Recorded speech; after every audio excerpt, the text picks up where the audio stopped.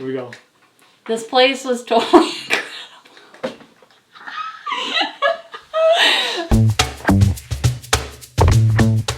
Hey everyone, welcome back to the channel. We're back from our trip to Madeira, and today we're breaking down exactly how much it costs for both of us to do the whole trip. Yeah, we know a lot of you have been asking about the expenses for our 10-day adventure. So we're going to give you a complete breakdown from the flights, food, accommodation, car rentals, and more. So grab your notepad because we're going to give you a lot of details. Let's get started. First up, flights. We flew from Chicago, but we actually did a bit of detouring by spending a few days in Lisbon on the way to Madeira. So that definitely added some extra costs. So here's the thing. Our flight was supposed to be a quick, smooth trip, but that didn't exactly happen. We were almost 4 hours late due to engine problems before takeoff. Yeah, we boarded the plane, we were all ready to go, but then we had to sit and wait on the airplane for what felt like forever. It was so frustrating, and then the pilot made an announcement saying there was engine problems and we had to head back to the terminal. Honestly, sitting on the plane for that long, not knowing what was going on, made for the whole delay feel even longer. But after the long wait, they resolved the issue and we were able to take off to Lisbon from Chicago.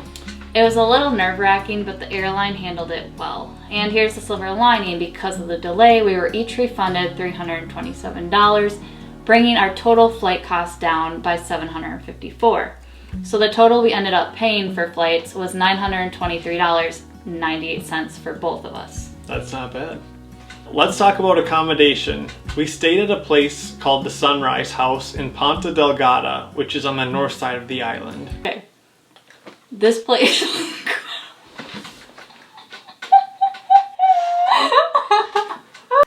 okay. Look alright. Maybe you should do this one. Okay. Don't laugh at me. This place was incredible. This place was incredible. The entire house had huge windows that offered breathtaking views of the sunrise over the ocean every morning. It was honestly magical. For 10 nights, the total cost was $1,259.05. It was a bit of a splurge, but we thought it was totally worth it for the views and the experience of staying in such a beautiful spot. And we didn't have to rotate to different bases every day. So that was super nice to have one base, not have to repack every day. And no matter what, we had about a 40-minute drive from one side of the island to the other. It was nice having a comfortable home base where we could unwind after a long day of exploring. And the location was perfect for seeing both the north and the south sides of the island.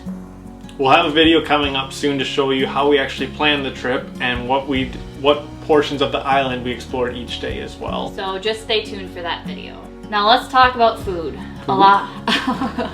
A lot of food in Madeira was super affordable, especially compared to what we pay back home in the United States. Oh yeah, we made most of our meals from the grocery store, and it only cost us $204.91 for both of us for the entire 10 days. That's pretty great, right? We ate out only a handful of times, but when we did, we tried this amazing drink called a Nikita. It is a mixture of pineapple, beer, white wine, and ice cream. It was so good, we had to have it a few times. And I don't even drink much. Yeah, and they're also known for their pancha too, which is an amazing drink in itself. Definitely a local favorite. Overall, eating in Madeira is a lot more affordable, especially if you shop at the local grocery stores versus eating out all the time.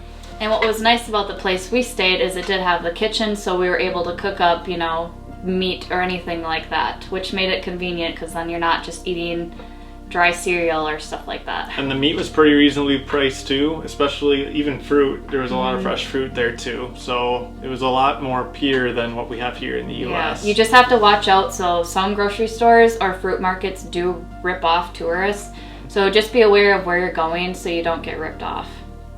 Next, we rented a car, which is essential for getting around the island and seeing everything we wanted to. Renting a car for 10 days costs us $406.07, including the extra insurance, which we definitely recommend. We figured it was better to be safe, especially with all the narrow roads, the winding roads, all that fun stuff on the island. The car was great for getting us to all the hikes, viewpoints, and the towns we wanted to visit on the island. Having a rental car is definitely the best way to explore it at your own pace, and it's definitely the best bang for your buck over getting an Uber. The only time we probably would recommend getting an Uber is when you visit Funchal, which is the big main city on the island, just because the parking and everything, it is a bit crazy and can be overwhelming. We didn't have to spend too much on fuel since Madeira is a pretty small island, and we didn't do any major long drives. Like we said before, it was only 40 or 50 minutes to go from one side of the island to the other, so for us, that's a walk in the park. The total cost for fuel was just $127.94. Considering we were driving around for 10 days, that's really inexpensive. And I also believe we drove around 700 miles, believe it or not. Even with it being a small island, there was some places we had to go to a few times because due to the weather, we weren't able to do some of the hikes. So if you're gonna get a rental car, the fuel is very reasonable compared to what you could be paying for in other European countries or even in the US. One thing we didn't expect was the parking and trail fees. It's not a huge expense, but it did add up a little bit. We spent around $20.33 for parking in various places and for a few trail access fees.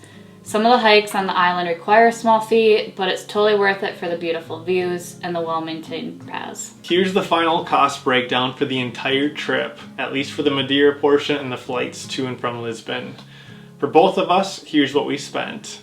For flights, we spent $923.98 after the refund of $754 that we got from TAP Airlines. For accommodations, we spent $1,259.05 for the Sunrise House. For food, we spent $204.91. Car rental was $406.07. Fuel was $127.94. And the parking and trail fees were $20.33. So the total cost for the entire 10-day trip was $2,942.28 for both of us. Not bad at all for a 10-day adventure in one of the most beautiful places we've been. And remember, your cost could vary depending on your travel dates, your choice of accommodation, and how often you decide to eat out or rent a car. Another thing too to keep in mind is your phone plan, so you might have to pay for a travel pass just so you have access to texting and calls and anything like that. So one thing that we were super surprised about on the island is they do accept a lot of American Express cards, which for those of you who know, American Express doesn't charge us the foreign transaction fee. So that's a good way to save a little bit of money. The only places that we ran into issues were at the gas stations. So when you went to fill up, there was actually a guy that said, oh no, nobody here takes American Express because they charge 5% transaction fees.